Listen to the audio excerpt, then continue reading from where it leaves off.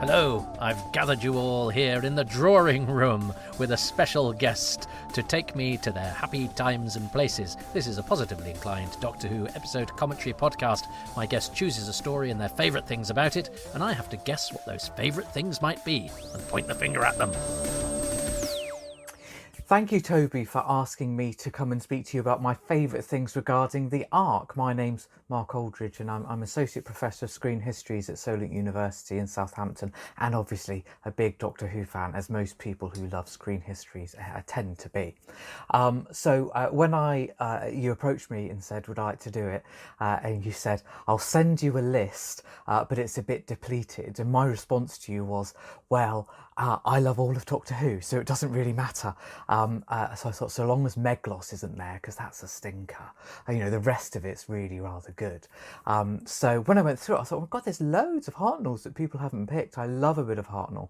So that's why I've chosen the Ark, because I think it's oddly underrated, and I don't really know why it's not thought of more, really, because it's a really rattling good story, but it also all survives, which you can't always take for granted in this era of Doctor Who. Massively ambitious, but I'll come back to that, I think, when I tell you my favourite things about each episode, and then an overall favourite thing as well. Well, welcome everybody. My name is Toby Haydock and I was in a William Hartnell mood. So the next happy times and places will be located somewhere we have to enter 2 by 2. So I shall hold the hand of my special guest, Mark Aldridge, as we enter the Ark. Mark has downplayed himself a little bit. He's also an expert on Agatha Christie and has books out and all sorts. And also he was instrumental in facilitating that Doctor Who's Round interview I did with Russell T. Davis that I know a lot of people have listened to. So Mark is a good egg, but also comes with fine knowledge and a big old brain. So, and I'm delighted he's chosen the Ark. I am also of the opinion that the Ark is shockingly underrated. I'm a big fan of season 3 anyway. I think John Wiles and Donald Tosh have a really interesting cerebral approach to Doctor Who that doesn't always quite work, but they certainly flex the show's format, and they're ambitious with it. And if they'd had a chance to do more than mostly the Daleks master plan, which they didn't want to do anyway, I think we would have a really strange and beguiling period of the show that lasts longer than the smattering of stories that we get from them. I also remember that the Ark was my introduction to the Ark was through my introduction to most Doctor Who through Doctor Who A Celebration, and they talk about the massacre being almost 2 stories for the price of one, because William Hartnell does a speech at the end, and then Jeremy Bentham writes up the Ark by saying, well, if the massacre was nearly 2 stories for the price of one, the Ark most definitely is, and of course it's because the Ark has this. So it's sort of two-parters fused together with an arc. It's an arc with an arc. Ha ha ha. But no repetition of characters apart from the monoids. So it's an odd fish. I first got it as a bootleg video, and it was one of the few bootlegs that was in really good quality, so it looked almost to my untrained eye like broadcast quality. So it was a much easier watch than some, but I was shocked at how well directed it was. That's the thing that really bursts out to me with the Ark. And I think if it was a more famous headline director, we might talk about how it looks a bit more. I think it's also slightly kiboshed. Peter Purvis, for some reason, has got it into his head that the Ark isn't very good. But when I've spoken to him about it, on camera, I've said, oh yeah, but it's a really ambitious and interesting script. And so then he goes, yeah, but it looks terrible. And the director was sacked. Well, the director was sacked, but there was a bit of internal BBC politics there. He was sacked from his BBC staff position. He wasn't sacked because his work on the Ark was poor, and I would argue it's some of the best direction of the 1960s that Michael Imeson bestows upon this particular story. And I think some of the visuals in terms of, we'll talk about the Earth people's costumes, etc., but the visuals in terms of what the camera is doing and the ambition of the special effects, I think is pretty much second to none in the Hartnell era. as a sort of consistent thing. Camfield is, of course, an excellent director, and he does some brilliant things with Master Plan. But I think what Imeson does here is consistently ambitious in terms of how he wants the show to look and how he can make each shot work, or work even better than it might do on paper. And the story is interesting and throws up some things about colonialism and how we treat people and all of that. But I think it's easy to give that a simplistic reading too, because obviously all of this stuff has to fit within the format of Doctor Who as well. So I think there's a lot going on with the arc. So I hope we will have plenty to talk about. And let us fire up episode 1 of the arc, which is brilliantly called, what a title, The Steel Sky. And I'm going to press play. I'm watching it on iPlayer. All Doctor Who, most Doctor Who is available on BBC iPlayer, so do seek it out there, as well as then when they come out on Blu-ray, buying the range. But I suspect season 3 will be a long way off because we don't have it all, and it's not all animated either. So this one will be on physical media sometime in the future, I suspect. Anyway, let us all climb aboard the Ark in 3, 2, 1.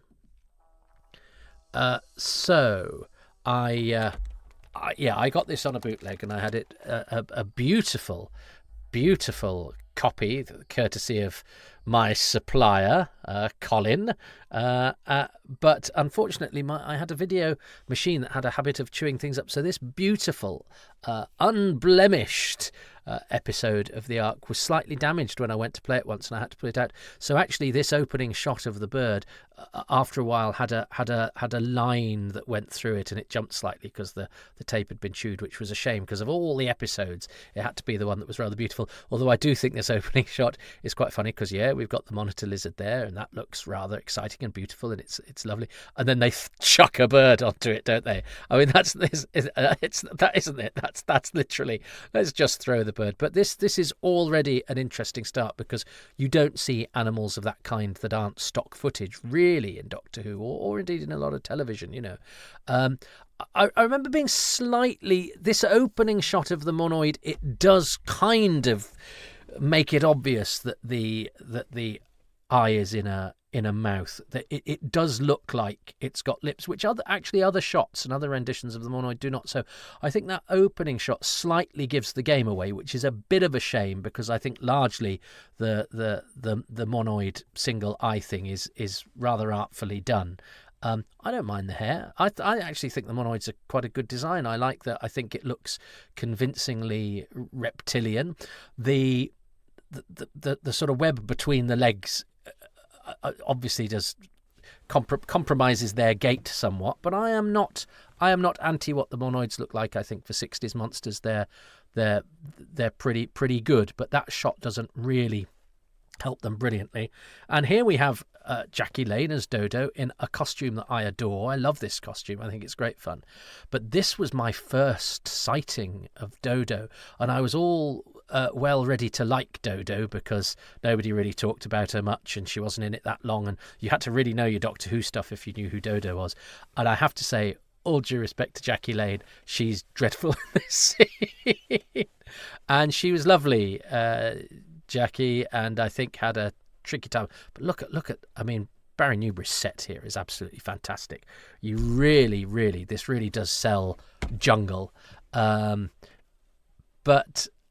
and we have I have a big bee in my bonnet about Doctor Who, original Doctor Who fans who wrote Jackie Lane up as doing a Cockney accent in Doctor Who. She never does a Cockney accent in Doctor Who.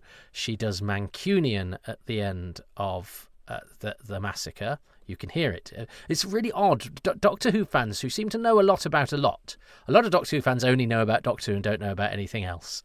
But there are some Doctor Who fans who seem to know a lot about a lot, but they have a blind spot with one, ranks in the army. So even professional Doctor Who fans who become writers have never quite... And you can pick this up from Doctor Who, that you don't go from being a corporal or a sergeant to being a colonel. You are either... you go in as an officer, or you are, the the non-commissioned officer, the NCOs, like the sergeants and the corporals, etc. That is not that is a model, isn't it? A couple of those are models, but I think they've pulled it off so well with establishing the monsters and the mixture of filmed shots and studio that I think we really buy this opening. They've really gone to town on establishing the environment, which I think is an effective way to make this story feel like it's taking place in a particular occasion. I like the way that we first happen upon the Doctor and he's sort of lurking, and I know Hartnell's almost sort of waiting for his cue there, but it's like he's sort of lurking and keeping an eye and making sure that Dodo's not up to no good, and it makes him sort of almost spectral, which I don't think is harmful when it comes to the Doctor and what he's all about. But yes, Jackie is not Cockney, never has been Cockney. In fact, I happened upon an article in a magazine that had belonged to Jackie, and it said, Jackie Lane played Dodo in Doctor Who, the Cockney, blah, blah, blah, and she's crossed it out and put Northern or Mancunian every time. And this was quite early on. This was one of the few interviews that she'd done. Now, I found out a fact about this. I broke this. This man here, David Greenough. He'd also been in The Mythmakers. He's a bodybuilder and model. He's not really an actor, but he'd got his equity card, I think, and was doing supporting work on television. I just happened to mention when I was gigging with the very well-known comedian Russell Kane. I think I mentioned on stage as a joke that I knew the name of every actor that's been in Doctor Who or something. And he said, "Oh, my dad was in Doctor Who. He got shrunk or something." And I said, "Oh, was he called David Greenough?" And he went, "How did you know that?" Blah, blah, blah. And he was amazed, and we talked about it, and he was thrilled. And in fact, I bought him and sent him the DVD of the Ark, and I then told Doctor Who magazine, so we broke it as a kind of story. In fact, Chortle, the comedy website, also broke it as a story, but couldn't help but be snide and say, and Russell Kane, who's always said he's from a sort of is always presented his dad as this sort of bloke who was sort of again his artsy son, implying that Russell had somehow lied and that his dad was in the theatrical profession. Well, no, I think his dad still was and a big sort of bodybuilder, muscular bound type, but that doesn't mean he didn't earn a few quid by doing extra work. It's not quite the same as being a la-di-da comedian. Anyway, quite why they couldn't have just broken the story and said, "Here's a nice story that we found out," but have some implied snark. There's a lot of implied snark in journalism these days, in comedy writing and sci-fi writing, and I dislike it. He said snarkily. And also, mid-snark about Doctor Who. As I say, Doctor Who, professional Doctor Who fans who seem to, the ones who've gone on to be very good writers, but seem to have a blind spot when it comes to accents, how accents work and what they are, and ranks in the army. But anyway, for the avoidance of any doubt, Jackie Lane has a Mancunian accent. She's from here. She's from round the corner. In fact, her sister lived round the corner from where I live now, which is why I saw Jackie Lane on a train, and I've told that story before. So that is the end of David Greenough, Russell Kane Sr. But yeah, he's Russell Kane's dad, and that is a little bit of Doctor Who history that I found out rather gloriously through just happening to say a thing in the presence of the person who could furnish me with that information. And life is full of such coincidences, and they hearten me and make me excited. And I seem to have a particular propensity for Doctor Who related ones. That's Inigo Jackson as Zentos. I'm sure we will talk about him. But first we've got Monica the elephant, who last I checked I think is still alive, because elephants live for a very long time, you see. And she's only a baby elephant here. And Michael Imeson, the director, tells a great story of how he'd had to, house her overnight. Hey, look at him then. It's not good. And the bit where she says, because she's got a bit earlier, doesn't she? Where she goes, "If you go down that path there, you can find the something in the T-bar." And T-bar it's her attempt at RP, I think, and path, of course, is a residual of her Northern Mancunian thing. So it's a curious hybrid on occasion before she settles fairly quickly into this sort of rather jolly, smiley RP that she does, that I think slightly hampers her performance, and I think was certainly not the reason that she was hired. I think she was hired to give a bit of sort of Rita Tushingham, Taste of Honey, genuine Northern urchin vibe to it, which would have mixed up the show a little bit, because it's not often you don't have RP in major protagonists in the 60s television that isn't about having having terrible time in a ginnel. That's a great crane shot. Look, so I think it would have mixed up Doctor Who quite nicely, and it would have been fun for Jackie as well, who I think. I like Dodo much more now, and those will recall the Happy Times and Places of the Gunfighters, where that was a particularly good story for her. But I think I view Dodo through the lens of, oh no, she's better than I used to think, because I hated her when I first discovered her. I went, oh God, she's terrible, and I don't think it's the best performance. I can see why Dodo didn't last, which is a shame. Because she's got the energy, and I think she's very likable, and she's got a great look about her. It's a very 60s look, that sort of elfin urchin, short-haired thing. She could be bouncy and fun, and I think she has a nice rapport with Hartnell actually. But a lot of that, a lot of the delivery is kind of play schooly type, which is a shame. And I have to say, when I first saw this, was a real shock, footling about in my wardrobe. But yes, kudos to Barry Newbury for his set, but kudos too to Michael Imeson for the way he shoots it, but also the mixture of film shots and studio shots. Really, I think really sells this, and they're very well entwined, if you like. I mean, I would struggle with the line, I think I'm beginning to enjoy this space travel, or whatever it is. And Purvis is always good value, and sort of drives this really. And I like. I see that's ambitious. Have the monoid, the lurking monoid, walk towards the camera, and then start from the back of a monoid to herald this scene, and then pan out so we get as much of the set as we can see. Doctor Who, which is often quite cramped and quite small. This sign language, by the way. I remember I interviewed. Well, I didn't. I mean, I spoke to Paul Greenhalgh on the phone. We'll talk about him in episode 2, because that's the one that he's in. Now, more connections with the Ark. So here we have.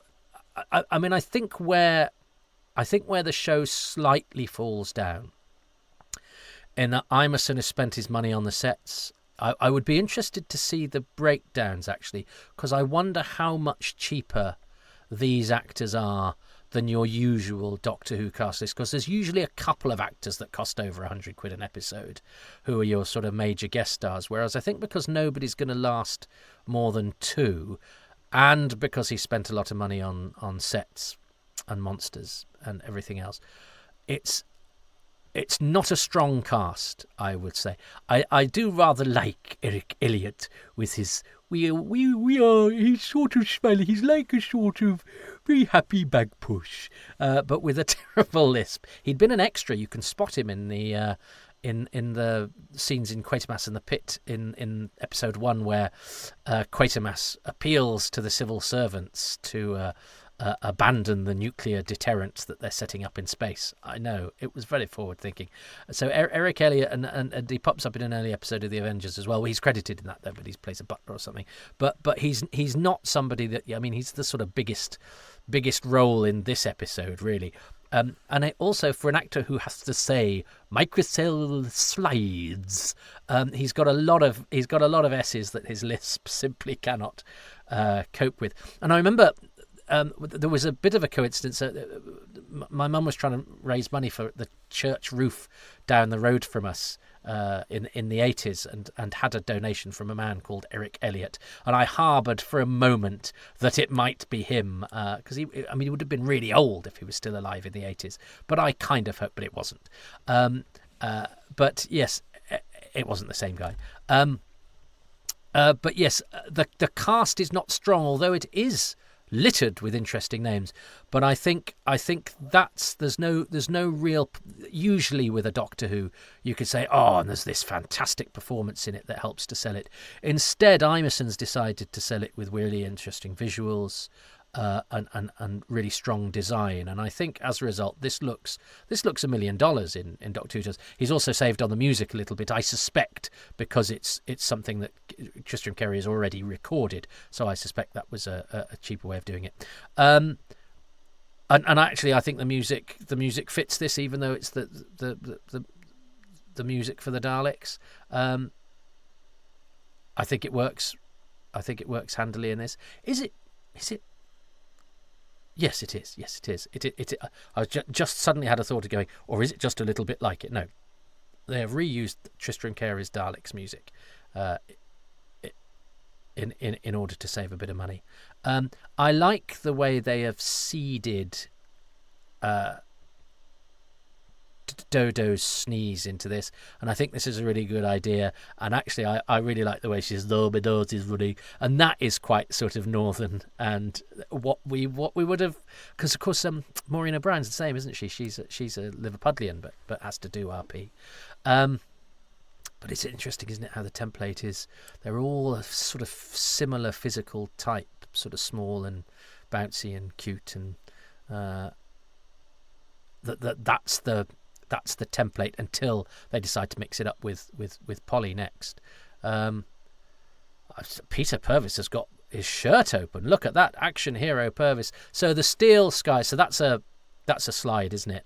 But that's a really nice idea. You're in this jungle. You're in this fascinating jungle, and look at that. You don't see. I think that's brilliant, because I've seen this so many times before. And until attention is drawn to those monoids, you don't see them, and then they seem to come out of the jungle. I think it's absolutely terrific. I think it's really well directed. And look at this moving camera that you've got going over the stenographer monoid, the monographer. But it's not just the cast, it's the fact that the cast are wearing those things that my nan used to have a shop, and I'm sure shops and butcher shops and everything had those doors that weren't doors. It was a doorway that had those strips hanging. I don't know why you didn't have a door. Why? What were they for? He's very serious when he does his sign language there. But they're wearing those, shop back partitions over a pair of pants, which I think is a look I would have reconsidered had I been tried. Why is it that they decide that in the future people will try to be a bit nude?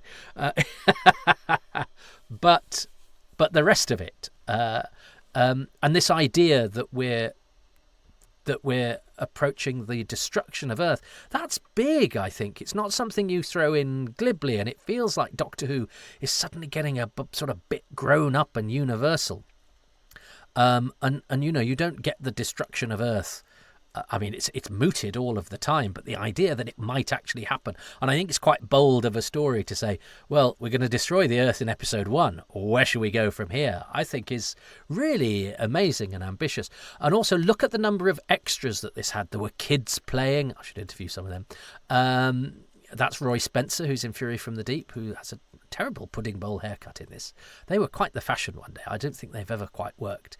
And yeah, Inigo Jackson here is Zentos, who I think is terrible, which is odd because he played King Lear at the Liverpool Everyman. I think he had quite a good stage career. I think his real name was Anthony Michael Jackson or Michael Anthony Jackson. But either way, there's an actor called Anthony Jackson, Fred Mumford in... Fred, in one of the original Rent-A-Ghost people. He was also hired to be the voice of Azal, but didn't do it in the end, because why would you need somebody to do it when you've got Stephen Thorne? And of course, Michael Jackson is quite a well-known entertainer. But there's lots of extras here, and one of those things I didn't find out until his obituary was in The Guardian was that amongst these extras populating the Ark is Bill Hunter. Went on to be a hugely successful film actor, the Australian actor Bill Hunter. He's the driver in Priscilla, Queen of the Desert, but he's in all the big Australian films, and he had a phenomenal career. But I didn't realise he'd done supporting artist work while he was visiting the UK, and that included being in Doctor Who. So he's a genuine film star who can make a claim for being in Doctor Who. Whereas Kate Newman here as Mellium, we've never quite found, and in fact there's some confusion whether she might be Kay Dautrice, who's the mother, one of the Dautrice family, Roy Dautrice, Michelle Dautrice, all of them.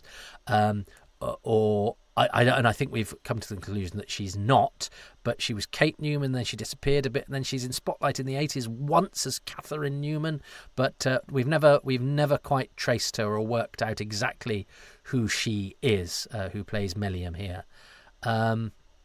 Rather annoyingly, this actually, when we did because I did the commentary for the Ark, I was very late for it. I missed my train, but everyone was very nice. The Ark is one of the DVDs I'm on that frustrates me because we have Michael Imerson and Peter Purvis on the commentary, and they're also the only two people on the documentary. And at that point, loads of the cast were still around. I mean, Roy Spencer is still around as I record this. But Ian Frost, who plays Baku, Brian Wright, he's still around as well. Eileen Helsby is still about, but Terence Baylor, Richard Beale, who are no longer with us, a couple of the Monoids.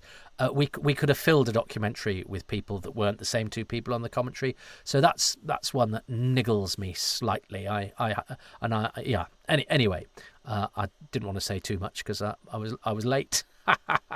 And they tried to get. I know they tried to get Jackie for the commentary, and she'd originally agreed, and then decided not to do it late in the day. I've talked about Jackie and my feelings about why she might not have wanted to take part, but she did at least make positive noises before backing out.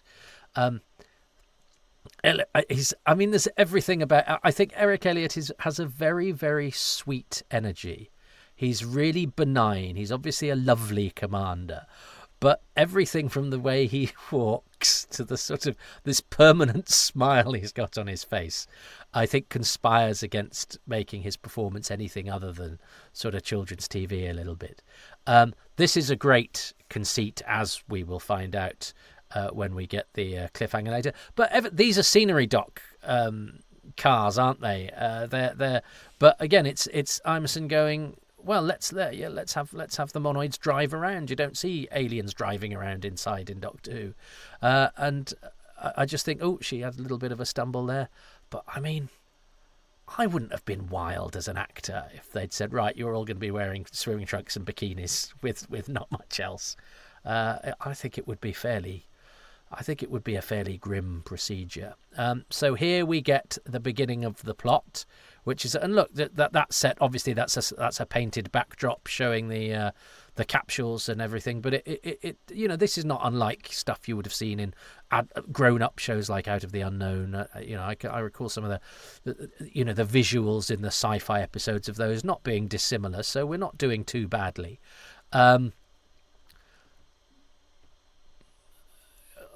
There's a slight sort of. There's a few actors like that who have a slight nosy sort of thing. He's got a slight David Miliband sort of nasal thing going on there in Inigo Jackson, which is not a great sound for an actor. You want your actors to be sort of resonant and lungy, don't you? But he's sort of commander too. He has a strange fever. He's sort of all talking through his nose, nobody sounds like they've been to the RSC. Now, that I know is problematic in and of itself, and I know some people find it hilarious that everyone in space talks like they've been doing a season at the National Theatre. But I just think that sort of commanding vocal presence helps to ground what can sometimes be slightly flappy scenery or unimpressive costuming or something. If you have the heft of great British actors at your disposal, I think it just gives it the ballast that sometimes the visuals and sometimes the dialogue lacks. You want somebody that you're in absolute confidence with as a performer. But look how brilliantly this is framed here. He's very cleverly put Inigo Jackson there between, and Inigo Jackson's quite a mix as well. Inigo is a very European Mediterranean name that sounds a bit and then Jackson, it's like being called Juan Smith, but that's an awkward bit of staging there. He has to say take them and then make his way all the way around in order to give his speech, which I have to say I don't think he does very well at all. Bless him.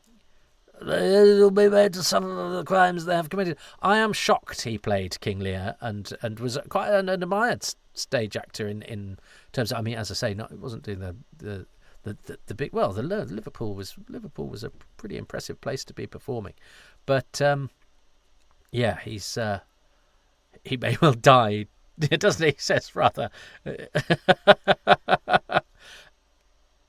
Now he does this line different next week, which is worth a look. He's directed slightly differently. But look at that! Oh no, the Earth doesn't die at the end of this episode. The Earth dies halfway through the story at the end of next episode. We just have a close up of the Earth on its way out. But I actually think that's a really good cliffhanger, because there's a lot of import in those lines. It's not just that the time travelers are in trouble, which they are, but they've brought the trouble with them, which I think is a fabulous idea. But also, in bringing the trouble with them, they might have actually condemned the human race to death and make the endeavour that we're watching over and pointless. And this is an attempt to do, I'm not going to say grown up, but it is a bit sort of more grown up in terms of atmosphere and intent, even though that grown upness, if you can say such a thing, is slightly diluted by the fact that everyone's got flip flops on and is sort of flip flopping about benignly until Zentos gets cross. But it's an attempt to do something cerebral. I think it's an attempt to see what you can do with the format of Doctor Who, and I think that sometimes you can do that a little bit too much, but actually here I think it's just saying, so travels in time and they're coming from outside in. I think it's just, instead of going what can the aliens be like this week, but we've also got a bit of that as well, I think Paul Erickson and Leslie Scott, we will get into that when I get to a bit where I haven't got much to say about, because I have spent much time searching for Leslie Scott. Sounds like a documentary I might make, but honestly, it would take about 3 minutes looking for Leslie, unless I have any breakthroughs beyond what I've got, which is unlikely. I did have what I thought was a photo for ages, but then I worked it out that was somebody different, and that because for ages I thought Leslie... For those of you that don't know, I sometimes assume too much knowledge. It was always written up as Paul Erickson and Leslie Scott, husband and wife team, who wrote the Ark. But Erickson later said at conventions, that was something I regret. It was something I was sort of persuaded to do, and all the copyright is assigned to just Paul Erickson. So I think we're satisfied that Paul Erickson wrote it, but the Leslie Scott credit was added to appease or to please or to help someone. Now, Paul's first wife, and Paul wasn't called Paul. Paul's real name was Frederick Kerr. Can't remember off the top of my head. I've got all this written down. I write stuff down now so I don't have to remember it in my head. It's, because then I can gen up should I be about to do something specific, like, say, a half-hour commentary on an episode of Doctor Who, so I should have done that. But I've got 4 episodes, so we'll maybe talk about Paul Erickson. But anyway, I did get a picture of Paul's first wife, Gemma Vitale, and I found out loads about her and was convinced she was Leslie Scott, and then discovered she probably... So it's really difficult because there's no divorce, it seems, from Paul and Gemma, or no record of it. And they are living together until the early 60s. And then later he marries someone called Miranda Baker in about 1980. In the 80s, I think. It's late, about 1986. And I can find her living with him as well. And again, under not his Paul Erickson name, under his other name. But there's one instance that I found in the census of Paul and Leslie Erickson living together. And then I found, I think, who Leslie might be, who was a model or an actress at around that time. So I found Leslie flickers for a couple, 2 or 3 years, and then vanishes. And there's I don't think there's any marriage records with Leslie and Paul, or there's certainly no divorce. So yeah, so it's tricky and hard and tantalizing, but without asking Paul, who we can't because he's long dead. It's a tricky one. So I've looked and looked and looked. That's what it should be called for. Looking and looking and looking and looking for Leslie. But she might still be out there. But what would she tell us if it was all, no, I didn't write it, or no, I can't even remember because it's not that important to me. Well, it was important enough to get your name on Doctor Who, Leslie. Oh, but anyway, we're at the point now where it's a surprise if people are still alive. Although the Ark has done very well. The Ark had always done very well. In fact, it always had quite a good survival rate cast-wise, which is why we could have populated the DVD a lot more. But anyway, Eileen. Well, we'll talk about Eileen Helsby later because she's not in it till the parts 3 and 4. So let us crack on with favourite things. Favourite things. Now, I love Michael Imerson's direction. I mean, that is going to be a biggie. In fact, I'd love to save that for my bonus thing at the end because it is all encompassing. But if I don't invoke it and Mark does, I will lose that as a potential point. But unless he's thinking the same way that I'm thinking, I don't know. I love that jungle set. I love the title, The Steel Sky. It's really thoughtful and beguiling and, I think sums up this story's really interesting approach to storytelling. I love the idea of the travellers bringing the danger with them. I love the idea that something that we take for granted, the common cold, which has been wiped out so far ahead in the future, is now dangerous, inimical to the human race. I love the fact that Erickson's decided to take us further forward in the future than we've ever been before. I love this idea of 57 segments of time, especially as it's poor old Eric Elliott who has to say 57 segments. But he can't even say time properly either. And that, all the adventures we've heard of so far only took place in the first segment of time, which means that, it's I like anything that makes us go, all our small little petty concerns are dwarfed by the infinite majesty of the universe and indeed the huge passage of time betwixt the beginning and everything and the end of everything. I think it helps us to know our place and places the Doctor Who's adventures in a really interesting context.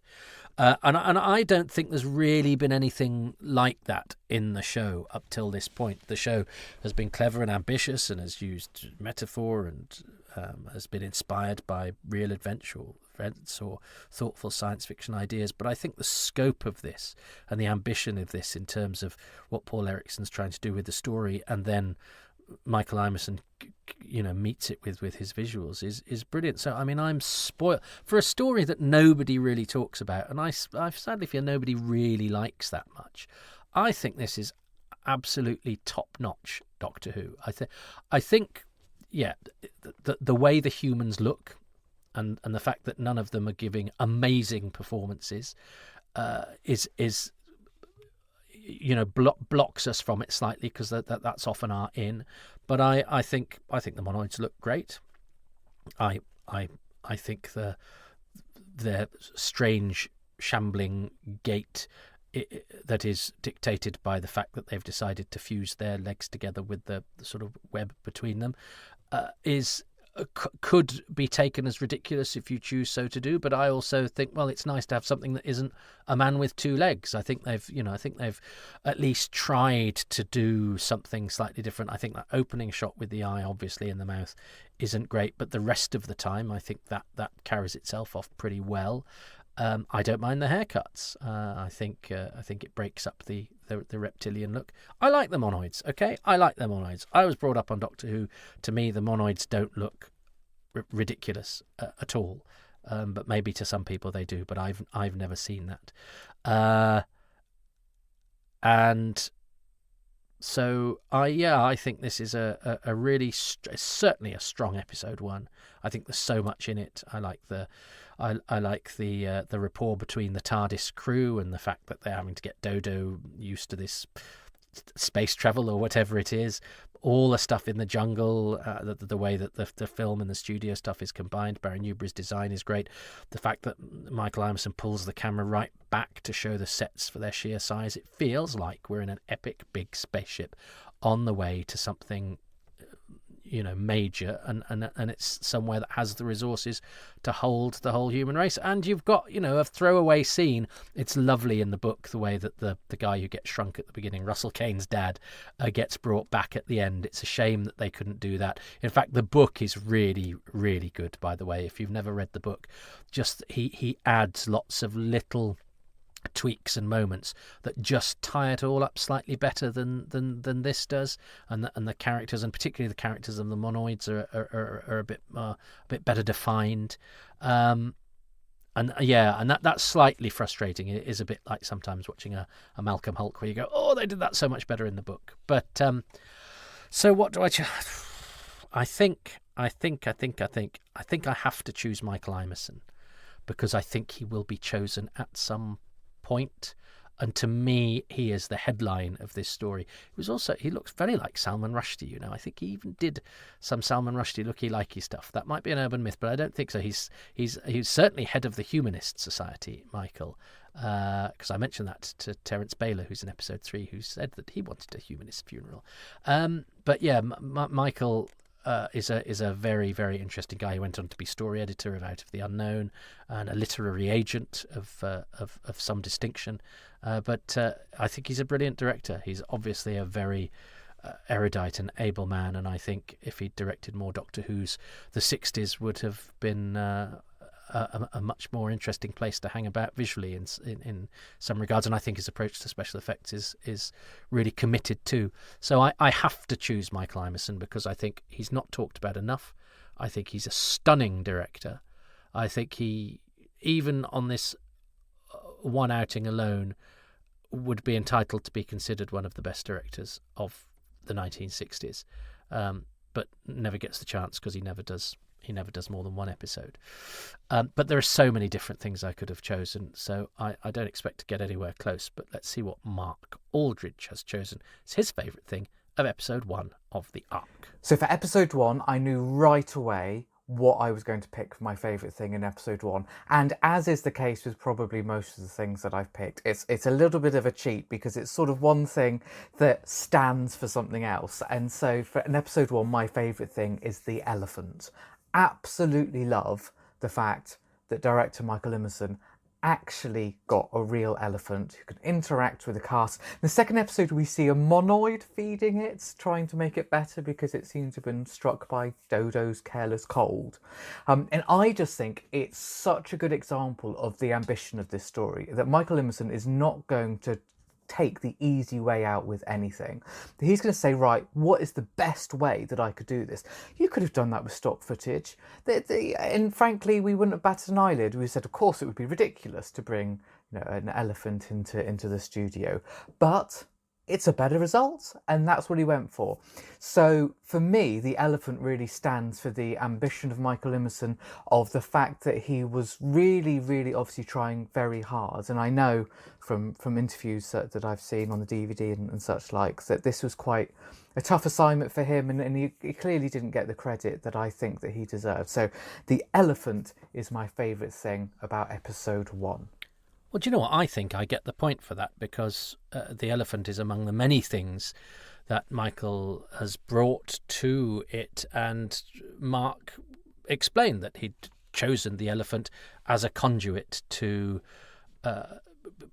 pour some to redirect some credit Michael Imeson's way. So I think, it's up to you.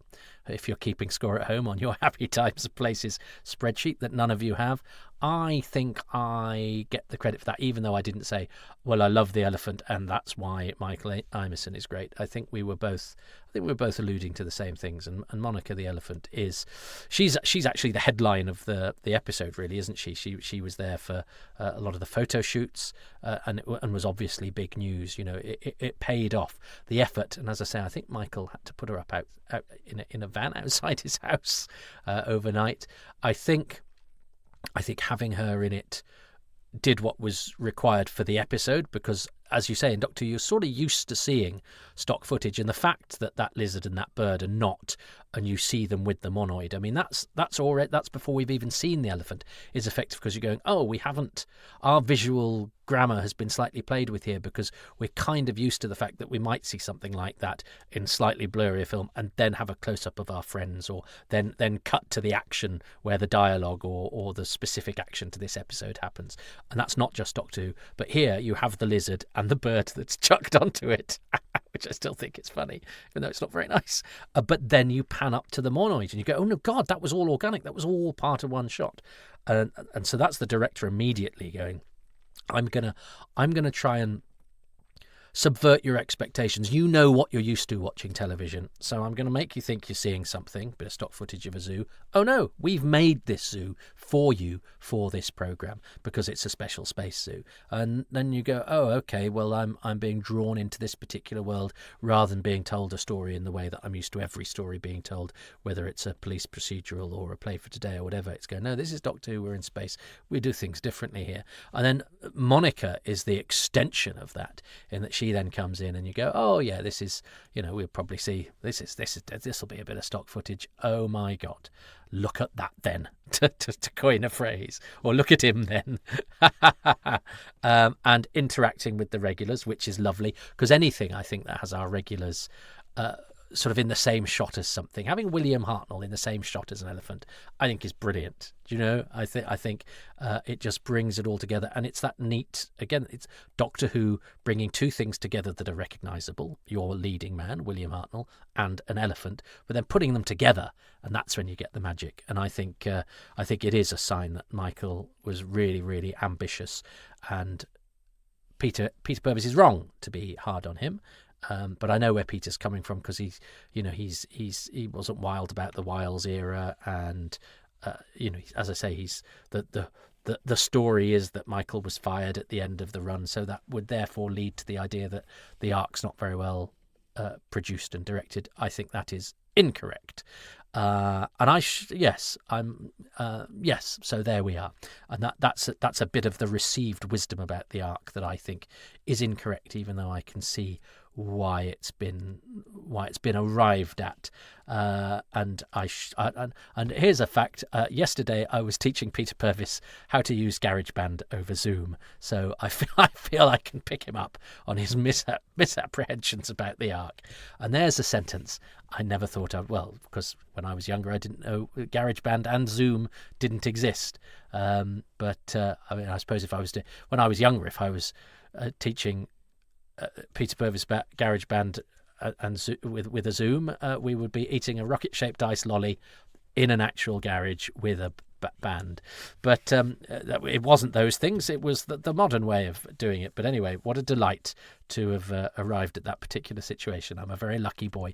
Who'd have thought, when I was watching it on a bootleg copy on a Yashima videotape that got chewed up, but still remained in decent shape, and I'm glad I don't have to watch that poor bird with a zigzaggedy line going down it that is a scar from the tape damage. But anyway, I think that is a terrific episode of Doctor Who. I'm looking forward to doing the rest of the arc. I know it does change, and I know things go south a little bit, but I think we've got lots of fascinating stuff to happen on the way. So I better go before the great flood engulfs us all. But thanks very much for listening, and I will speak to you next time. In the meantime, may all your times and places be happy. I'm just going to go and finish my Lego statue. It's of a man, just making a life-size Lego man. What could possibly go wrong? Thanks very much for listening to Happy Times and Places, which is presented by me, Toby Haydock, and my special guest, Mark Aldridge, who you can find on Blue Sky at markaldridge.info. He is the writer of a number of books about Agatha Christie, so if she is your bag, follow the scent and find him, because his work is second to none in that regard. I'm grateful to Mark and to the patrons who make these podcasts possible, and they include Paul Kirkley, Andy Kitching, Chris Knight, Hendrik Korzeniowski, Pete Lack, Guy Lambert, Pete Lambert, Andy Larson, Erica Lear, Jonathan Latage, Paul Lindblad, Neil Little, Mark Leadsom, Andrew Lester, Andrew Llewellyn, Jacob Lumley, Nate Lynch, Simon Liss, Man in a Skirt Alert, Philip Marsh, Joe McLachlan, Glenn MacLeod, Steve Manfred, Nick Mellish, James Miller, Phil Mitchell, John Molyneux, Justin E. Monaghan, Jim Mooney, Brandon Moore, Ian Moore, Sheila Moore, and Jeremiah O'Connor. The music is by Dave Gates, the artwork by Dylan Patterson.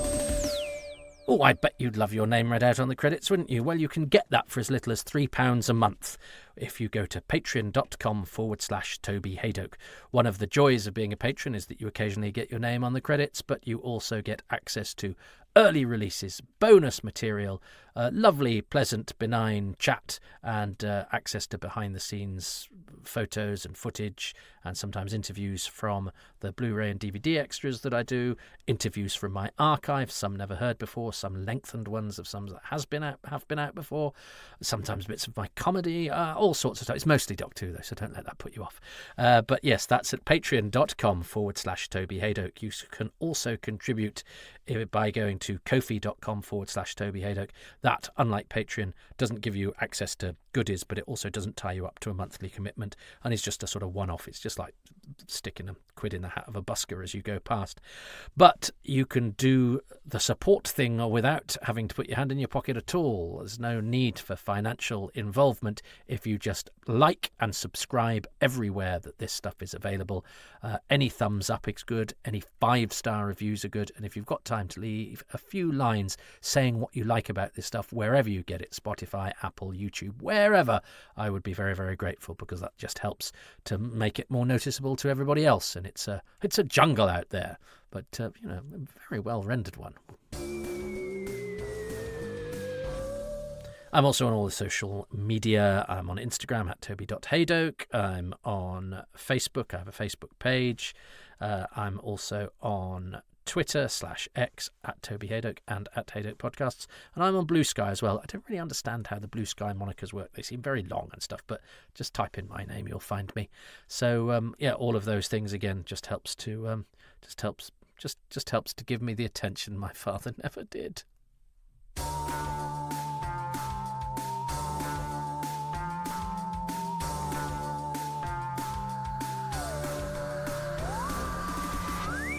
And so there we have it. Well, I've got to paint a room this afternoon and listen to the cricket, but I thought I would get... I really enjoyed visiting the Ark. I don't know when I'd scheduled that originally, but I was in a sort of Hartnelly mood, and it's quite unlike any other stories. I feel a lot of season 1 has the same kind of feel about it, even though the stories are often tonally very different. I do see seasons 1, 2, and 3 in my head, sort of texturally, without any sort of conscious words or anything or thoughts. The 3 Hartnell seasons do have a sort of different texture, and of course, if you're in the mood for season 3, there's far less to choose from. It's funny how the Ark survived the Purge, isn't it, when so much around it didn't? But I'm very glad it did, because I think it would be in an awful lot of trouble if we couldn't see it. It's already underrated. Anyway, hope you're having a lovely afternoon, or, well, it's not strictly speaking afternoon. I'm recording in the morning, but I hope you're having a lovely time wherever you are. But God save the Ark. Help to keep its reputation afloat, because I love it. Take care.